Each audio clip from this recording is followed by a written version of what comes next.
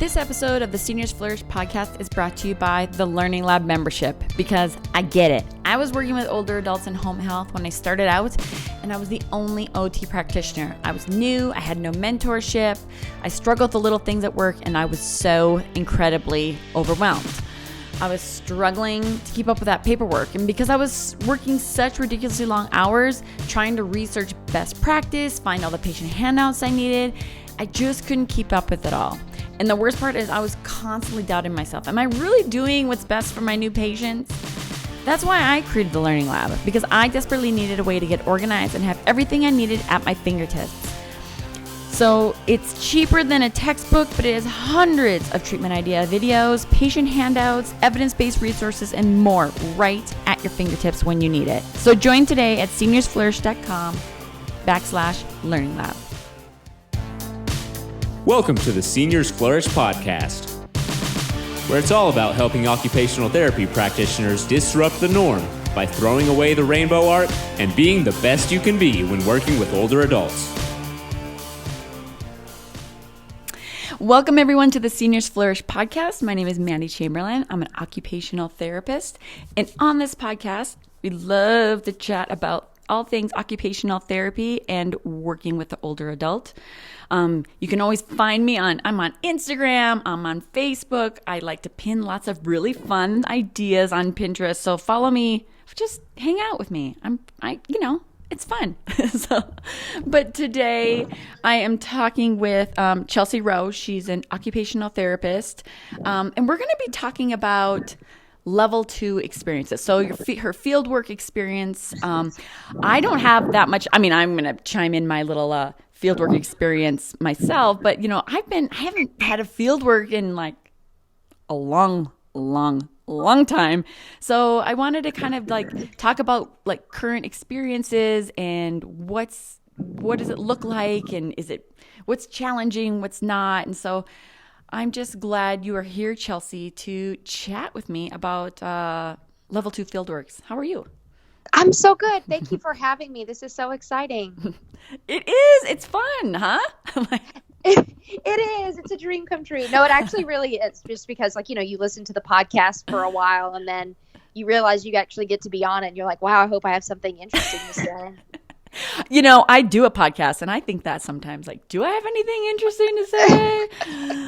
Oh, it's going to be great. So, listeners, if you've listened to the podcast before, I always like to hear about how people kind of came to find occupational therapy and then kind of talk about what they're currently doing. So let's start there, Chelsea. Okay.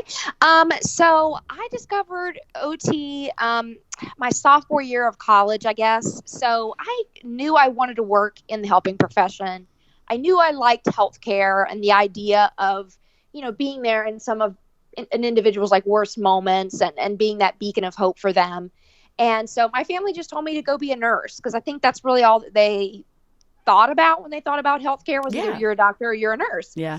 And so I ended up going to take a career assessment my freshman year at the tail end of it, and occupational therapy came up. And I had no idea what that was, but I was working at a SNF at the time. And so I decided to kind of observe and see what they were doing.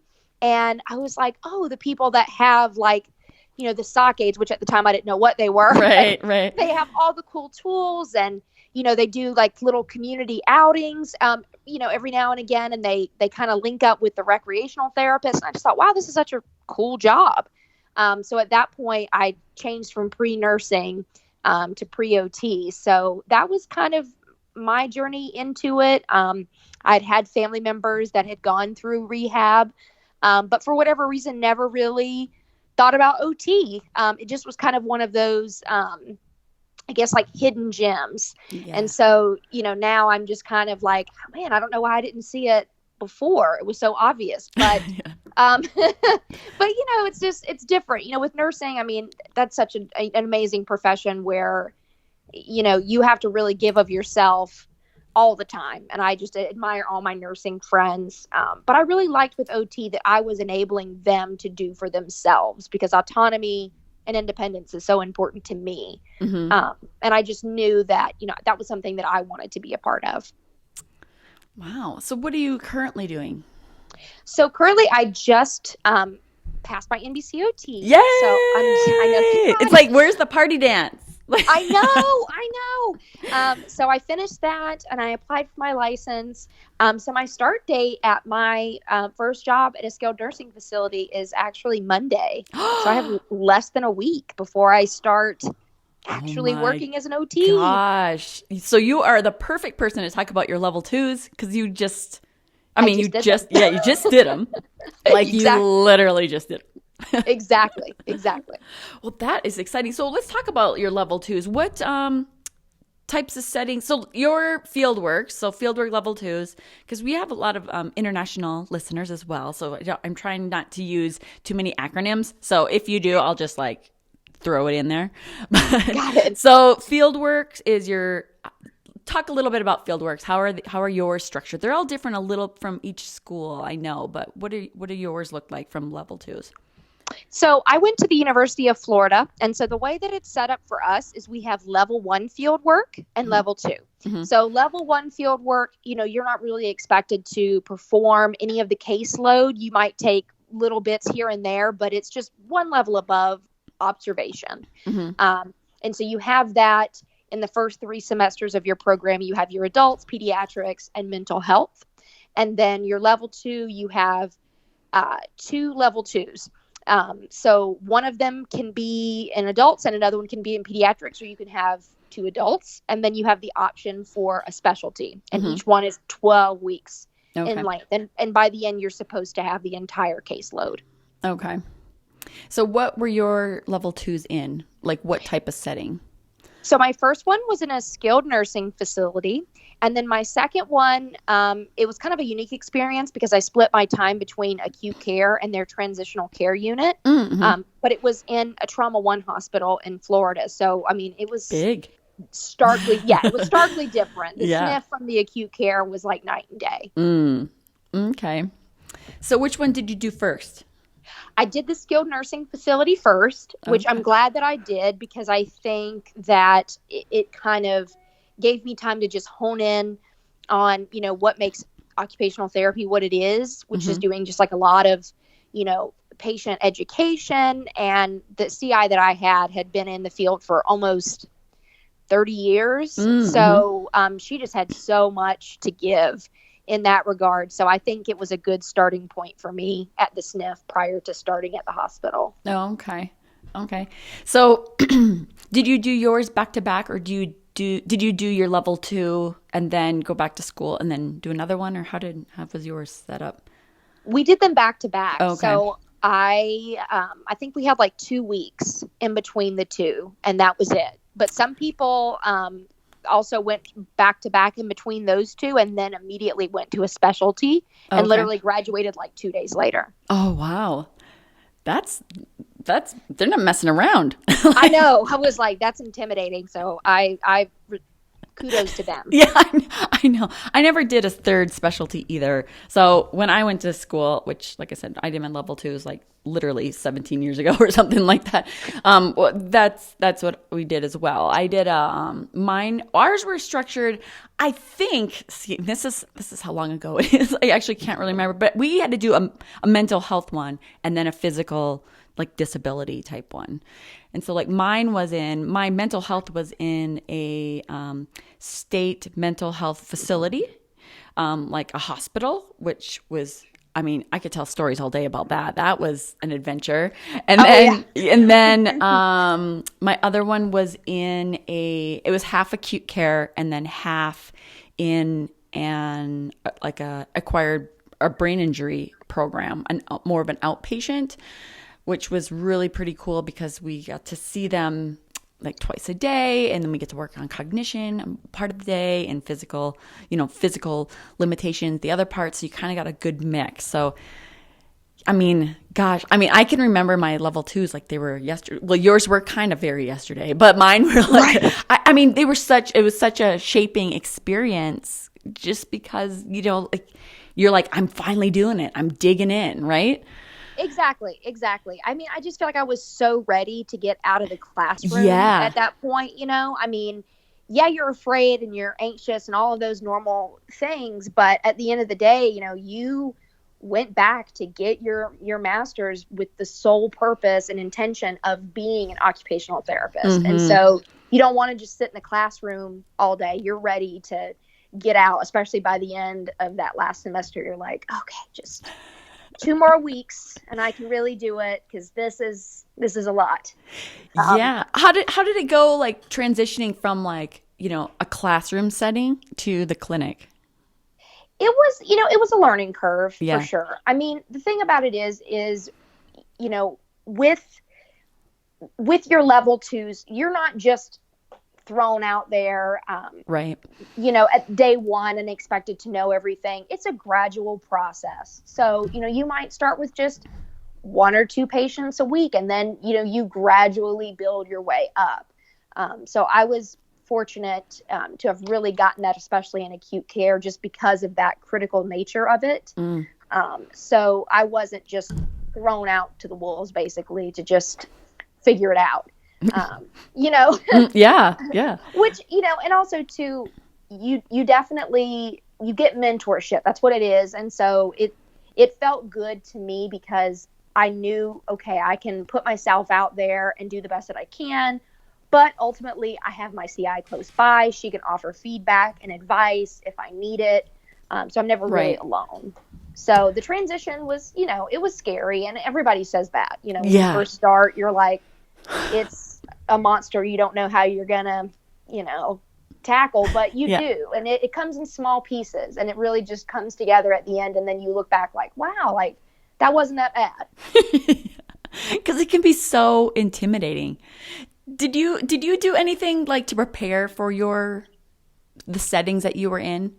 Yeah. So for the SNF, my CI actually sent me a sheet that outlined the most common diagnoses that I would see at the facility, as well as the assessments that they tend to use. And it helped me to feel less anxious going into field work. So I'd really recommend anybody starting to ask their CI for something similar, just because it kind of gives you a good starting point. And then treatment-wise, I purchased the OT Toolkit book. Yeah. And definitely don't regret that at all. The handouts, the treatment ideas were so helpful, especially in the SNF. And then, of course, I had the learning lab as well through both of my level 2s. So it was sort of like having, multiple mentors instead of just one, especially through the learning lab. Yeah. Well, since you're talking about the learning lab, I want to talk about, if anybody's not familiar with the Learning Lab is the membership site that I run through Seniors Flourish as well.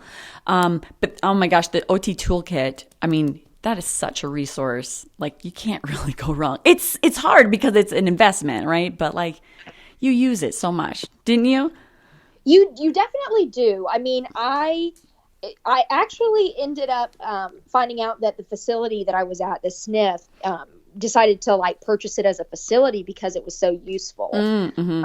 Just because it's hard to find handouts that are so like simple and keep it, in a client friendly language. And then also that, I mean, just a lot of the treatments to me were really just beyond what I would have thought of as a new person out there doing it as a student. So it just helps. It gives you a starting lane. And then as you, I think, develop your clinical thinking skills and you build up your treatment bag, so to speak, you kind of figure out how to adapt the ones that you've read about based on the patient that you have. But it's good for a start, for sure. Yeah, definitely. Well, how do you think like the Learning Lab was helpful? The Learning Lab was helpful for me just because I really like watching all the videos and just kind of how you incorporate the research into actual practice and show us how to do that. And it's also a good place, too, to kind of convene with other OTs and pick their brains and sort of see, okay, I have a patient with, X, Y, and Z deficits. How in the past have you treated that? And kind of seeing where they pull their treatment ideas from. Because I think it helps us to stay accountable. So we're not doing, the same things just because we, were told at one point that that's what you're supposed to do. But not necessarily, that's not being like the most evidence-based. Yeah. So I think using a resource like the Learning Lab kind of keeps you current. Well, obviously I am biased, but like I think some of the things, and I know some of the things that I struggled with was that it's that critical thinking stage of like, you have the textbook, you've been in the classroom, right? Like, the theory, how it works, right? And then you have your patient, and you're like, sometimes it's like trying to figure out like, how do you apply, like how do you actually make this work? Like, how do you actually make this treatment like work towards the goal that I want it to? And so yeah, it's great because there's so many resources in there, of course. But there's all those treatment videos, and it's nice to have that community where everybody's at the same stage, right? We're all trying to learn, and it's not like this big scary monster, because it can be in some of those groups. But yeah. Exactly. And I think too, something that I was really intrigued by was just to disrupt the norm, because I think there is such a negative stigma sometimes that's associated with SNFs, but at the end of the day, we are in charge of ourselves and what we decide to do. And if we want to provide good quality treatment and therapy for our patients, then we have the ability to do that. We don't have to just stick with the status quo if it's just, doing the same repetitive treatments over and over again and not really adapting it to the patient. We don't have to do that. We can, really take pride in our profession and make sure that we do all that we can to make sure that we are giving the absolute best care. Oh, yes. I'm like doing my own little dance over here. No, but the funny thing is, obviously that's what I'm super passionate about, right? But like, I also feel like it's really hard when you're a student, or even as a new grad, it can be really hard because it's really intimidating, because you may go into you can talk about acute care, you can talk about inpatient rehab, you can talk about skilled nursing. It doesn't really matter, but there's a culture of each facility, right? And sometimes you go in there and you're like, I'm going to, really be occupation based. I'm going to, use the evidence, and you may have, people that are doing, like you said, the repetitive things that they've been doing forever. I don't know, I'm trying to think. They've never really done true occupation-based intervention, or, they're burnt out, or you get in your rut, or like they just haven't done it. Like, I know a facility that they literally just never did, like, from skilled nursing home, they never did a home visit, and then you have somebody that's like, well, I think, why can't we integrate home visits? And it's kind of scary because no one's ever done it, really. Not because no one ever thinks it's a good idea. It's just the culture of the facility. So it's really, I like to think that my little contribution to the OT world is really trying to help people like say like, yeah, you're right. You can do what you think is provide the best care and be client-centered and figure out what they need. And like, yeah, it doesn't matter if no one's done it before. If that's what they need, and do it. Like, but it's sometimes you just kind of need that like pep talk. Like, okay, I can. You just need other people who are like-minded. Yeah. And I was really lucky in that both of my CIs, they were amazing clinicians, but at the same time, they were very strict. They had high expectations for their students. To them, this was not just their 9-to-5 job. This was their passion. This was their purpose in life, or at least a huge part of it. And so they took it really seriously. If you were going to, implement a treatment, at least in the first few weeks, where you were still kind of like in that baby step where you weren't taking on a full caseload, but you had, a good bit, they wanted to know, why did you choose this treatment? They needed to know that it wasn't just something that, you kind of just saw someone else do and thought it was a good idea, but that you had a solid rationale for it. And I think that was important too, because I'm sure it's easier to just sign off on someone's note or just say, oh yeah, that looks fine. But they really took the extra time to hone in on my clinical thinking skills and made sure that, I was actually prepared to do this on my own. Yeah. And it's exciting and intimidating and fun and like stressful. It's like, I think field works are kind of like a big ball of emotion sometimes. It is. It really is. So what was like typical day? like what hours did you work, and like what was the structure? So for the SNF, I got there usually around 7 in the morning, just obviously to do all the morning ADLs. Mm-hmm. And then I was there between 8 and 10 hours a day, probably closer to 10 near the end, just because I had the full caseload and I was doing all the documentation. But the gym would have like an hour where, we weren't open because we were all having lunch. But what I kind of started doing was documenting during lunch. And then near the end of field work, I realized that a better way of managing my time was to align my lunch with when the patients got their lunch.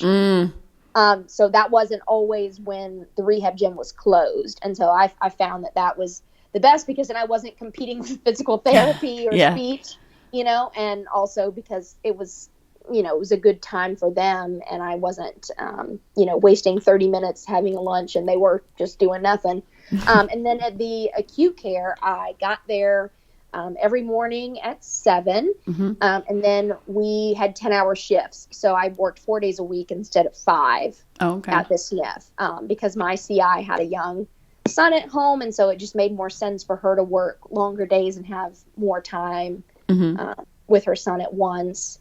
And then our lunches there were about 30 minutes to an hour, just depending on how busy the day was. Because sometimes you would get like 15 people on your schedule that you needed to see.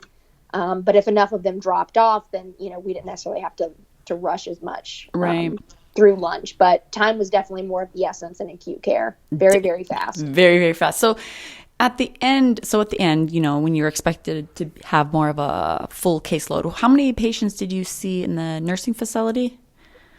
Oh, geez. I want to say it was probably right around 7 at the end. Mm-hmm. And then for the acute care, it was 10. Yeah. Busy, isn't it? It is. It's really busy. It's funny, though, because I think the productivity, rate was higher in the SNF. Mm-hmm. Not that they imposed the productivity, but just the pace of it all was a lot faster. And yet somehow it didn't feel that way to me at all in the moment. Like I think it's just more because I was forming a lot of relationships with them and inpatient. And so it didn't feel quite as fast paced. Whereas with acute care, you're in somebody's room 10 minutes, get out, go to somebody else's room, 10 minutes, get out, go document. And so it's just a totally different situation and all. But yeah, I would say it just wasn't common to document or to not document during lunch. But I was also a student, so the learning curve for documentation was pretty steep. Yeah, that's what I was going to ask about.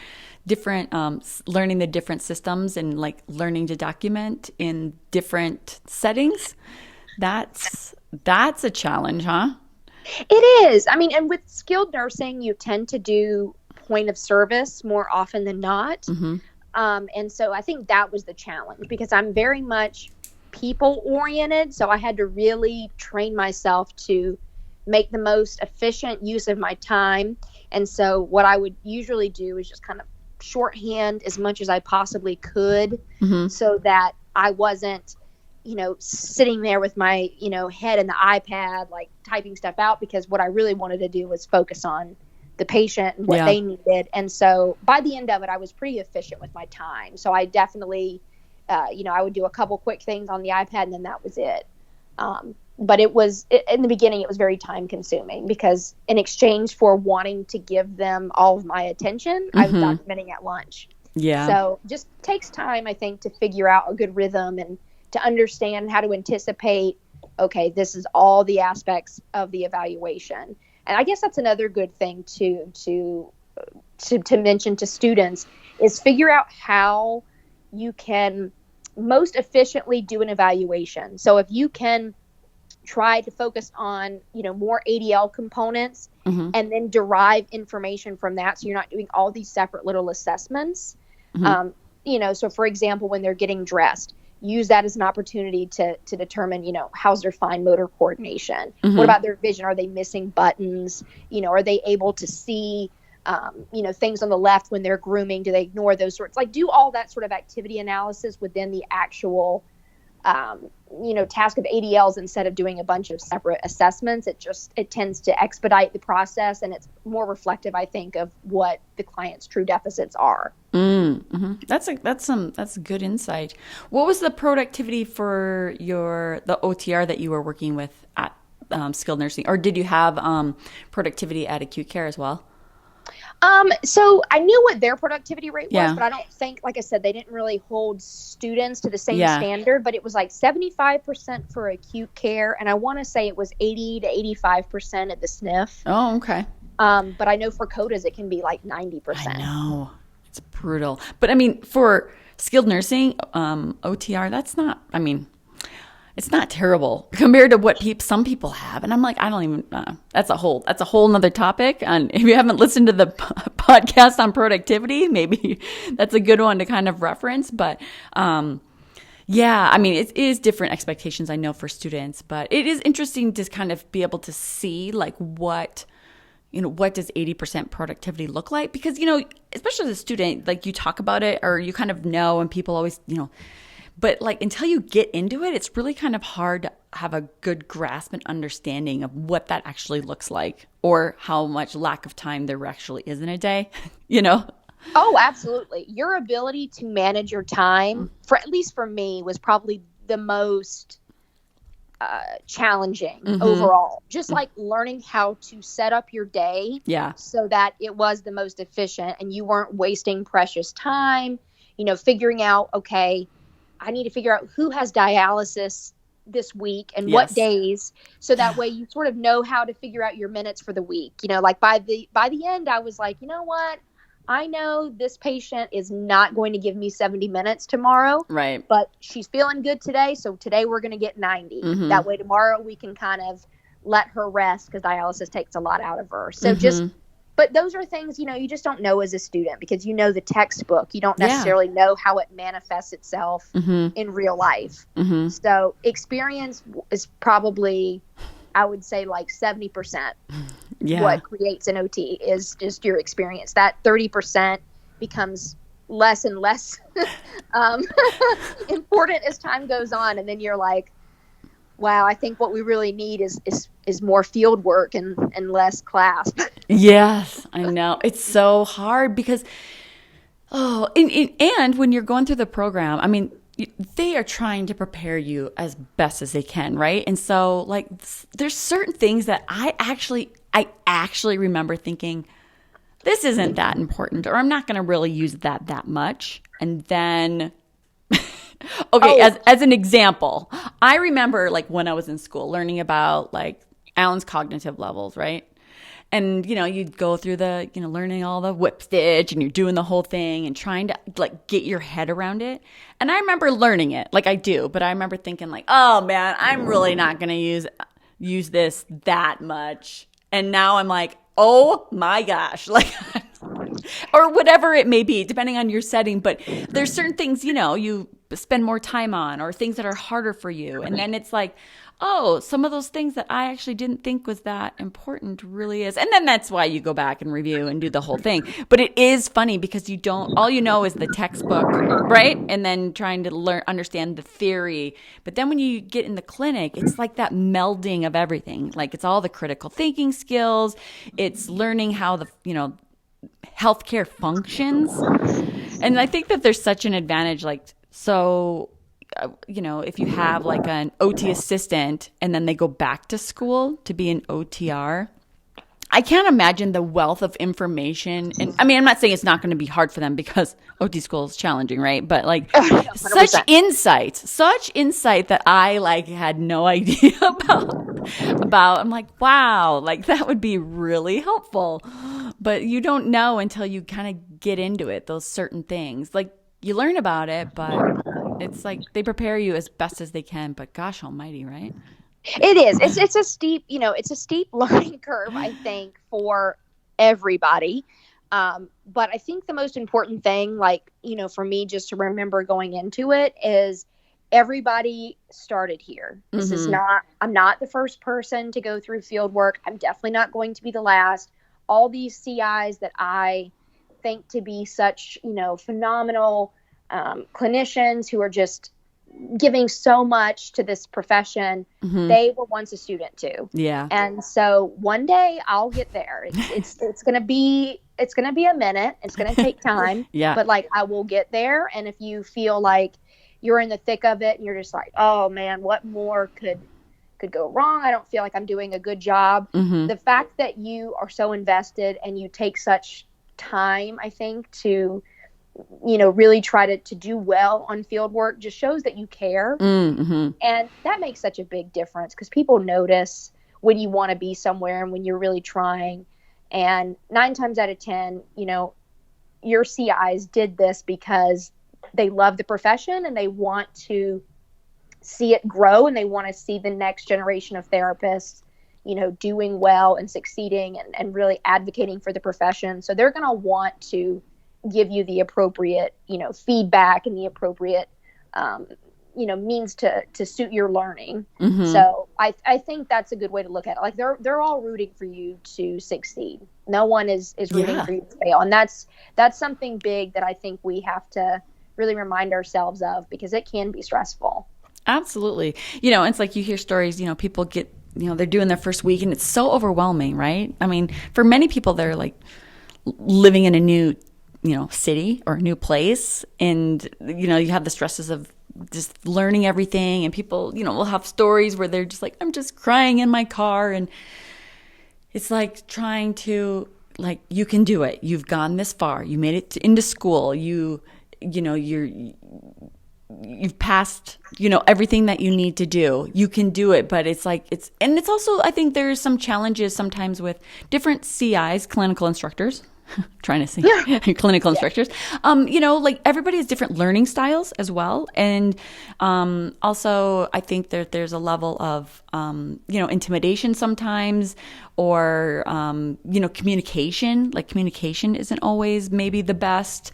And it's just trying to figure out how you can work as a team, your clinical instructor and you, like what's the best way to communicate, and like how can you know, get questions answered, or when's the best time. And sometimes I feel like that needs to, if you're really struggling, let's say with your clinical instructor, maybe having those conversations, which is not always fun, but like saying, like, you know, obviously, like, just like you said, your clinical instructor is there because they're giving back to the profession. They want you to succeed. And as a student, like you just want to succeed as well. Right. And like everybody has the same goal, but sometimes getting there gets a little fuzzy, and like trying to figure out what works for everyone. Because I absolutely know about myself is that I'm much, much more assertive than I was even starting OT school. I was not an assertive person at all.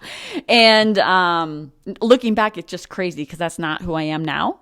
But, you know, it was really intimidating for me to actually ask questions and get feedback. And then I also, I wanted to succeed. And as a still recovering perfectionist, it's really hard to like feel like you suck at it, and like to admit that, you know, I need help on something, or you know what I mean? Like I used to be a person that would just muscle through. I mean, I'd be like studying, but like to actually admit that was really hard for me. So I think, you know, figuring out actually who you are and who your clinical instructor is, and trying to make a plan sometimes, you know, maybe you need to meet with them more often, or, I mean, everyone, and as you know, every clinical instructor is going to be very different, but you all have the same end goals. Absolutely. I mean, for me, I know that I'm a visual learner. I'm a kinesthetic learner. I need to be hands-on. I need to see you do it. So when it comes to like manual techniques and things like that, reading about it is great. Hearing about it is great, but it's not going to be something I can implement unless I actually feel it, see it. Yeah. Exactly. And so to me, you know, and even sometimes, you know, doing assessments and, you know, feeling like for subluxations and stuff, sometimes my patients would point out, like, I would close my eyes and just like try to feel for it, you know, because that's the way I learn. And so especially my acute care CI, she wanted to know day one, how do you learn? Because some of my previous students have been auditory learners and others are not. And see, I'm the total opposite. So for me, as much as I really like the lecturing and being able to hear it, it just never stuck with me. So I always needed to sit and write things out and sit there and kind of look up videos later on. So we were talking about a Rancho 4 or a Rancho 5. What exactly does that look like? What does neuro rehab look like? And just finding those videos was really helpful. So then with my first CI in the SNF, we met once a week.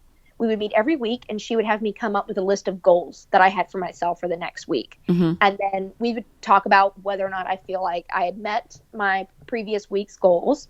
And that was kind of a good place to, to think forward, because I think we get caught up in just like getting through the day, but giving ourselves more of a trajectory. Like in a week, I want to be able to have 6 patients on my own. I want to be able to have minimal corrections with my documentation. I want to, do all of these things, kind of keeps you focused. But then with acute care, just because of the nature of it, we met every day.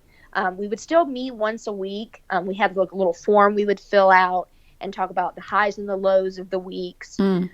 But every day we would meet and, kind of talk about what was going to, help me to be better tomorrow, how I did better today than I did yesterday. And she was very good about providing me with a lot of positive feedback. It wasn't just constant, this is where you messed up, this is where you're wrong. And I think a lot of, at least in my experience, a lot of OTs, especially students, people just going into the field, they want to be good at this. Like you said, they want to succeed. And so it helps to sprinkle in a little bit of positive with your list of, okay, you really should have done this assessment better. I don't like the treatment that you chose, or whatever the feedback is. But you got to have it. You need to know what you're doing wrong, because you don't want to keep making the same mistakes. But also having a CI who would tell me that she loved the way I did, use therapeutic use of self with a difficult patient, or really appreciated, that I went out of my way to do a handout for a, what I mean? Little things like that boosted me up. And so then I didn't feel like it was a negative. I just took it as just a piece of feedback that I could use to improve. So, asking, are you a visual learner? Are you an auditory learner? Meeting with them regularly, not just, at the 6-week mark, which I have heard people saying. I've heard that too. Yeah, that would be crazy. It's like going in. It's like going in blind. It'd be like going in blind. You'd be like, well, I don't know. I hope it's okay. Jeez. Yeah, I hope I'm doing great. But that's exactly it. Yeah. So I think just every day or every week, depending on the setting, depending on the person, and then just telling them what they're doing right too. Because at the end of the day, like, I'm sure they're doing a lot of good, but we just tend to focus, on the deficits. I mean, even as clinicians, sometimes we make the mistake of focusing on all the things the person can't do. And then we stop and, realize, wow, there's so much they can do. And kind of emboldening them to continue to improve is easier when they feel like they at least have something to start with. Yeah. No, I know. Yeah. Like you're saying, it's like you hear the stories. They're like, oh, they don't meet with their CI until 6 weeks, or like, you hear you have the whole gamut of clinical instructors, right? Like that's just life. It's just like any facility or job or boss, or right. And in finding the match. But I think sometimes you're right. You have to actually, if your clinical instructor is not also providing what you feel like you need, you really do need to have that communication and tell them, like, I need more feedback, or, I need some time to ask questions because I just did some, treatments with you, and then there wasn't any time to discuss why you chose what you chose. And you know what I'm saying? Like, it's just like, you do need to kind of make that, you need to get out there and do it, or talk to them about that. If there's something that because you want the best experience and they want to give you the best experience. So, oh man, it is challenging. Were you, was there anything that kind of like surprised you about jumping in, or did you feel really prepared? That was a good answer right there. Just make that start there. Yeah. Yeah, we'll just start there. No, I mean, all the classes and stuff that you took, you had your foundational knowledge. I mean, I felt very competent in that regard. Like I felt like I had a good, solid foundation, both with theory and diagnoses and pathology and all these other things. But it's more of, you realize when you get there that you show up and all of a sudden these patients expect you to know answers and to know how to help them. So it's sort of like that joke of, you're looking around for an adult and then you realize you're the adult. And so you need to give them the answer. Yeah. And I was also I think I was mostly surprised, but pleasantly so, by how much could be ameliorated just by having a positive attitude and being personable and showing kindness. Because even if you didn't know something, but you were willing to find out and you wanted to go the extra mile for that patient because you made them feel important, people overlooked a lot, because they knew I was a student. But I had one lady in particular, she was in there for an orthopedic injury, but she also had fibromyalgia, so she had chronic pain. And I myself have a chronic illness, so I understand chronic pain myself. And so her and I, had a relationship where she understood I wasn't the most experienced clinician, but she also knew that I was going to advocate for what she needed, that I understood, that pain cycle for her was very real. The emotions that come with having a chronic illness are very real, and that pain is to be respected. Yeah. And I think that just having that respectful dynamic with your patients makes all the difference. I mean, that for me was probably my selling point, is because I'm like, okay, maybe I don't know as much and I don't have as much experience as everybody else, but I want to be here and I care about you and I'm going to make sure that you get what you need. So just remember, I think too, when you go into your field work, you're not going to know everything. That's why you're there. But at the end of the day, patients first, clients first. Yeah. If you can remember that, everything else kind of falls into place. Yes. No, you're exactly right. I always kind of talk about with students I've had in the past, and, I always really focus on like listening, and it sounds really obvious. Like make sure you're listening to your patient, listen to what they need, what they want, what their challenges are, what they are excited about. Because you can gather so much information. Plus it builds that, that therapeutic relationship, just like you were talking about. And, you can create much better client-centered goals if you actually listen to what they're saying, and, and just having that personal touch, and just like you said, being there, just saying, I still do it. And I've been practicing for a while now. Like, I don't know everything. I'm here to learn as well, which I love learning something new, but like you learn so much from your patients. And you also say I don't actually know the answer. Like, I'm going to go find, like you said, go find that for you. Or I'm going to have someone else look at this. Like, I can think of when I, first started out and I was doing outpatient therapy and I had no outpatient experience, but, I'm an eager learner and I can research the crap out of anything. So I'm like, okay, cracking out the textbooks. And, I remember doing a lot of, specialized tests on the shoulder as an example. Actually, I remember one patient in particular, and I'd be like, you know what?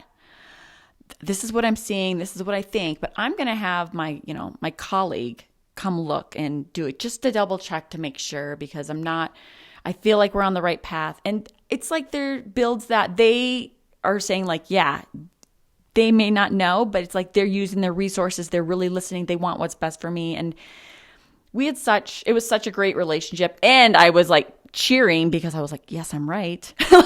You're like, oh, okay, I am right. Like, I do know what I'm doing. But it's like, it's okay to ask. That's what coworkers are for. And, it's like building that team, and the patient just knowing that the team is also on your side is really, that's encouraging to a patient as well.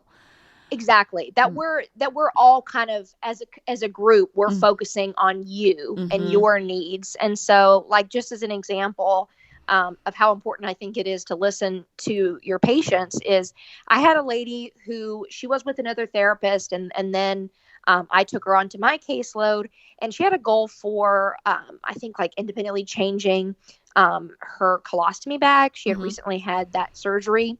And kind of through talking with her, I realized that what she really wanted to do was to get back in the kitchen and start baking again, that she was having some issues with her respiratory, and that was far more distressing to her than being able to manage her colostomy bag, because her and her husband, had already discussed it, and he was willing to do it for her and help her do it because she had kind of a shaky hand. And so she was like, I really just wish we would spend less time working on fine motor. Of course, she didn't say it that way, but she said, I wish we'd spend less time, doing the colostomy bag. I want to be able to get in the kitchen. She and her husband had this thing where they like to go out to eat to the Olive Garden. And then she liked to make dessert in the kitchen, because she said cooking wasn't her favorite, but she liked to make dessert. And so found out that ultimately what she wanted to do before she left here was make butterscotch pudding. Very specific. That's what she wanted to do. So her last day of therapy, that's what we ended up doing. We had built up her, endurance. We had worked on, used kind of the MET levels to, to scale her activities. And then eventually she was able to stand in the kitchen for 10 minutes and make her pudding, which to her was huge. That's all she really wanted to do. And so just, listening to her, we were able to adapt and change the goals, because what we currently had them as was what we assumed that she wanted to do, but it wasn't really what she wanted. So I think if you can focus on what the patients want and use them as a means to, figure out what kind of goals you want to write, and then really hone in on your skill as to doing activity analysis, those two things combined are going to be what gets you through field work more often than not. Yeah. Well, it's funny that you say that, talking about, we're just talking about listening, but it's, we as OT practitioners, like what we think is important that the patient should do, and what the patient thinks is, that just tells you sometimes of that disconnect, because sometimes you have those patients that you see and you're like, there's no reason why they can't get dressed on their own or independently, as an example. But you know what? They don't, one, it's not important to them. They don't want to, or they have a caregiver that'll do it for them. Like, why are we writing that goal? Like, why?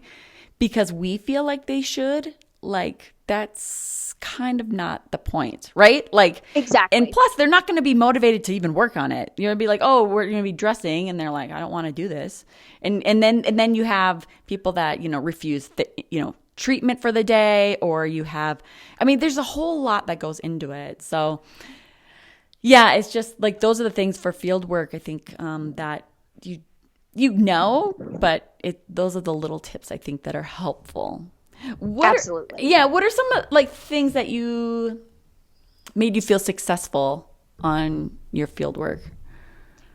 So I think kind of like what you said, just knowing what my resources were. So I didn't rent most of my textbooks. I bought them, especially for the ones related to like adults and physical phys diz, just because I knew that was what I really wanted to do. So like the Prodretti textbook, which I know OT Miri talks about a lot, is phenomenal, and it has so much information. And so usually if there was something I was unfamiliar with, I was really good about going back to the textbooks and really looking into it. That was a strength of mine. And then I think too, just, being empathetic and being able to not necessarily be upset or offended if somebody doesn't want to work with you, or, if they're just not in the mood, and just understanding it's a really vulnerable place where they're at. They're not at home. They're in a place where somebody is bothering them like every hour, trying to check their blood pressure. You would be annoyed too. So annoying. So, I think just being empathetic, I think being patient first, I always got told that, which to me was like the biggest compliment, was that I was good with people, that I was able to, work with different groups of people, regardless of, the background, and sort of just make the relationship work. And I think between that and being able to research, I think those were probably my two biggest successes in being able to get through field work. Was there, and kind of like flip side, was there anything that you just were super surprised about that you didn't maybe really expect? Oh gosh. Throwing it out there. I'm going to be honest. Yeah. I'm sure my CI at the acute care would agree. I am very klutzy, and so also my visual spatial abilities pretty low. Like that's something I could probably work on. So all I know to say is line management. It's harder than you think when you're not used to it, isn't it? It is. I'm like, wow, all my years of Grey's Anatomy have not prepared me adequately for this moment. I know. I was very disappointed because, I was like, this is going to be so exciting. It's going to be great. Yeah. And then, and it was great. Yeah. But at the same time, it was a trauma one hospital. There were people there with gunshot wounds and, polytrauma from motor vehicle crashes. And there's just lines everywhere. And I'm just like, everything's beeping. And there's just, every time you make a move towards the patient, you feel like, okay, so we're going to just put this loop around this one. Yeah. And just hope for the best. Of course, your CI is always there, but you just think to yourself, and then in some instances too, people, like we had one guy who was so out of it at that point. And she was like, all right, we're just going to do a complete neuro assessment. And I was like, does he know we're here? Like, is this a possibility? Yeah. But you figure out ways to do things. And I was just shocked. Like my CI would, pick something up like in the room that was a bright color or like a drink, and she would see if they'd reach for it. And just by having them reach for it, she was able to kind of assess, different aspects of motor control and like shoulder flexion and grasp and all these different things. And I never would have thought of that. You do things in the ideal context of somebody being alert and ready to go. And this is just not like that in acute care. You learn to work with what you've got, and everything is time sensitive. So you need to think very quickly and on your feet. So I would say just the most, challenging and surprising part for me was how intimidating acute care is and all the lines. And, you really just need to do more of those human exercise pretzel or human pretzel exercises, so you can figure it out, because I clearly was inept in that regard.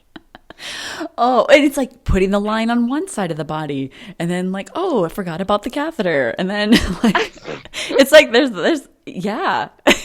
I know. And there were so many instances where, I would forget that I had put the catheter in the like the pocket of my scrubs to keep it below, the level or whatever. And then a family member would come in and would be like, do you have urine in your pocket?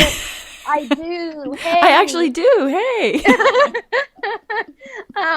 But you just kind of, it's just something that you get used to, and it becomes less and less daunting the more frequent you see it. Yeah. But that was, up until like week 10, week 11, I was still like, oh my gosh, look at all these lines. It's still beeping at me. Why are you beeping at me?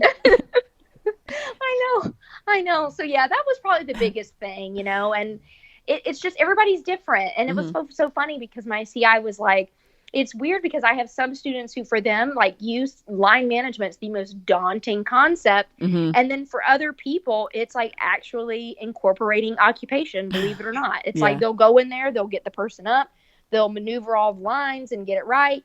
And then you come out and you're like, wow, we didn't do one ADL. Like, we didn't groom, we didn't get dressed. I was getting somebody dressed or groomed regardless. I mean, it was, I was like, I may not be able to figure out this line situation, but today we will do an ADL.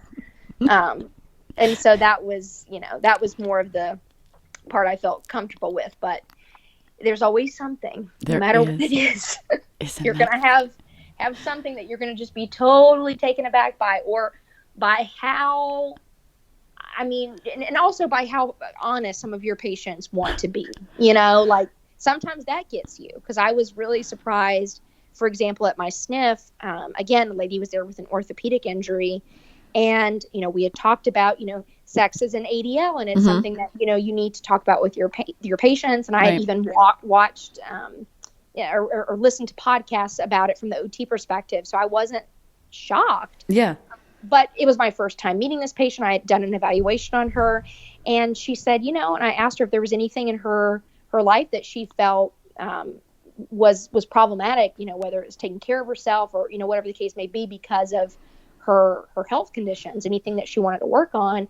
And she said, honestly, I haven't, been able to have a healthy sex life with my husband in quite some time. She kind of started going into all these issues that she was having with her pelvic floor. And, she felt like she was just oftentimes, it was very painful for her, essentially. And so I took it with, a grain of salt, and was just first very flattered that she would even, say something like this to me, because I realized how personal that is. Yeah. So I set out and I started looking up all these different resources for her. And, we kind of talked about, ended up finding out that she, had a bladder condition. And so I sort of just went through a bunch of handouts with her and was showing her, different positions that would be more beneficial and wouldn't put as much pressure on her bladder, essentially. And just by changing up the position, it would be less likely that she would experience pain. And then also talking to her about, pelvic floor specialists and all the people in our area that focus on that she could go see, and do pelvic floor therapy with them, and talking just about different exercises with her as well. And, so it's surprising how honest your patients can sometimes be with you, but it also just kind of reaffirms that, they are, again, in a vulnerable position, and they need you to, that they need someone to help them to get their life back on track. And, she was just in there for a hip replacement, but she also had other concerns too. And so while she was there, it was very, I don't even know, it was very humbling, I think, that I could even help somebody with something like that, because I'm sure when people think about occupational therapy, they don't think about helping people have a healthy sex life. Right. But that was important to her. And so that somebody listened to her and asked her those questions, I think that was really helpful. And so if you make yourself available, to people, I think they will tend to open up more and let you into their lives. And I don't know, I just think that's like such it's just so humbling to be able to be in a profession like that. I know it is surprising sometimes, because because it's not about you as a therapist, because I'm like, I don't know if I would say certain things, even like, not even you have those personal things or things they're having issues with, but some things just that people say, you're like, really? Oh yeah, absolutely. And you just have to learn how to, I think my face was the real issue here, because I was wondering what my eyes were doing. So I started having, like, I stayed with my mom during my field work, because she lived in the same city where I did my field work. And I would have her like say certain things to me that were kind of out there. And then I was standing in front of the mirror just to see how I looked. Because I just had this feeling that what I thought I looked like was not what I looked like. And my mom said, "You look really bothered by that comment." Like, dang it. Do I really? Oh, man. So I just practiced it, almost like I was practicing for a play. Like, I just wanted to see how much stuff someone could say with me just being completely straight-faced. Like, oh, okay, yeah, absolutely. Oh, my gosh. I think that's true, because I remember when I started, one of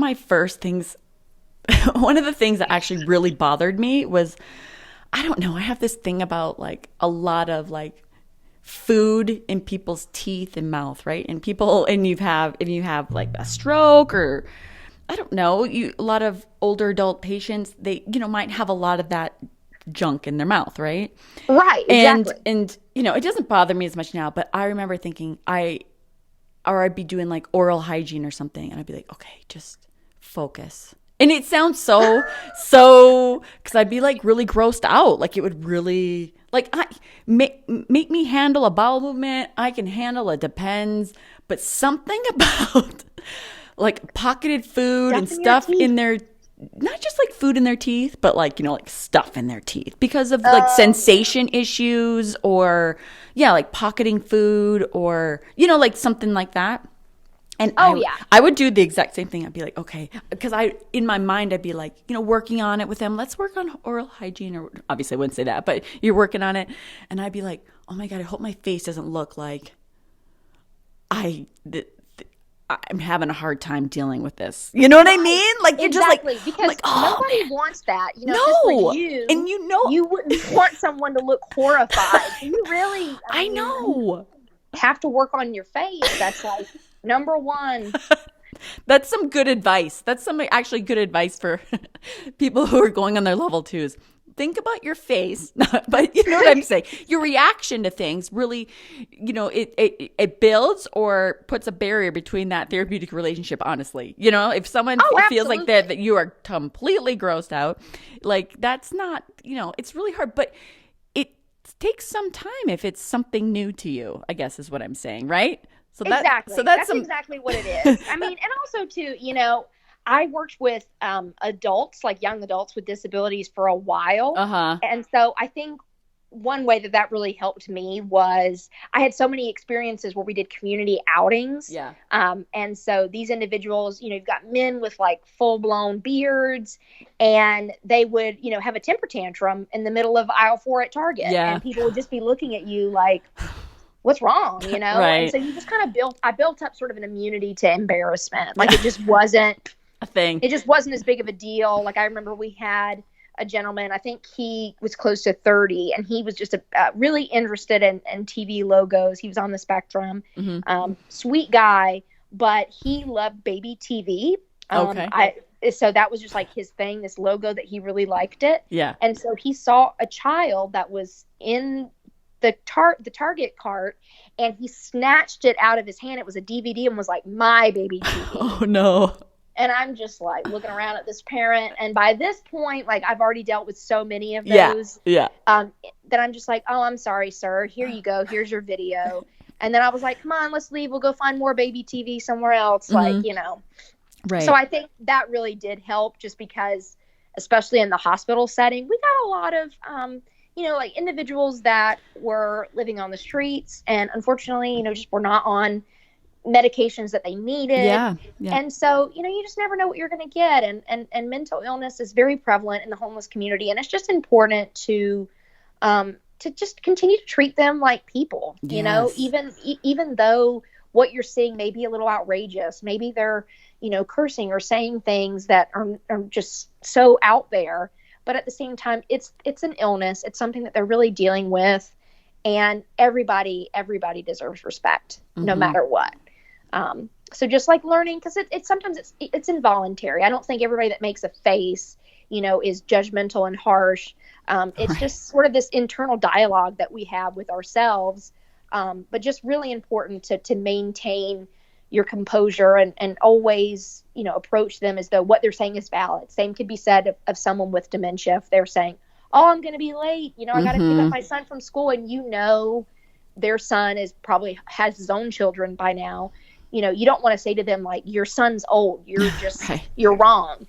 You know, you want to just be very, very patient with them and say, you know, I know that you're worried about getting your son in time from school, but I promise our session will be done in time. You won't miss time with your son, because you don't need to hurt their feelings and break their heart every 30 minutes or an hour. That's just not okay.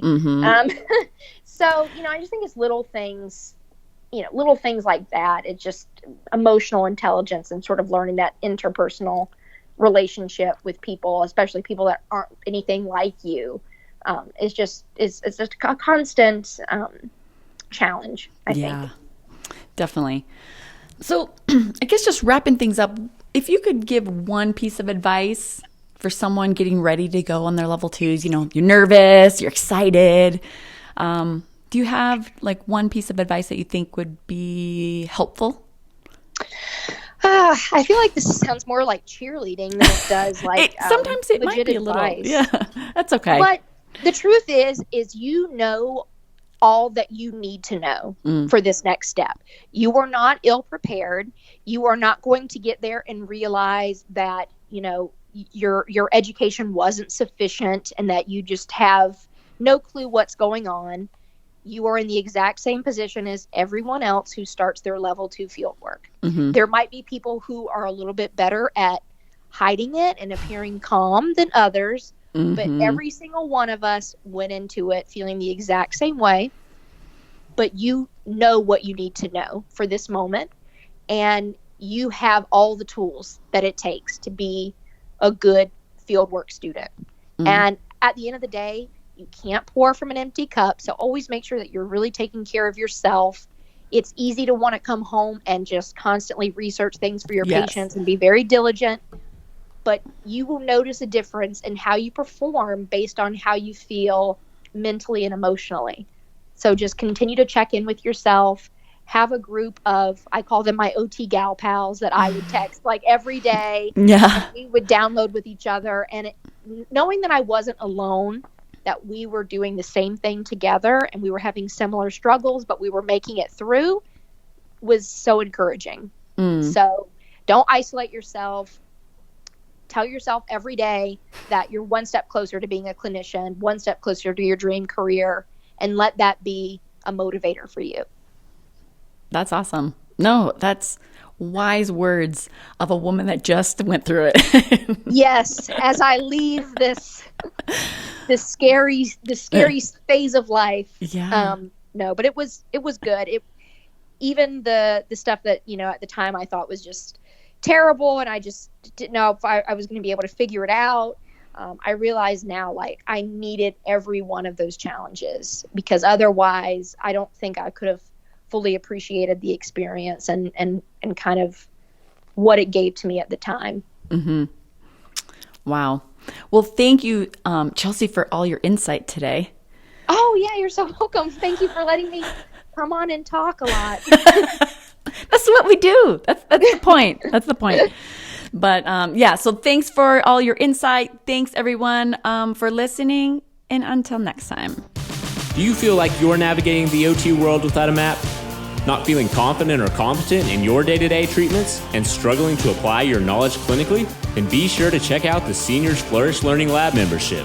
It has all of the treatment ideas, patient handouts, clinical resources, community support, and mentorship you need to succeed.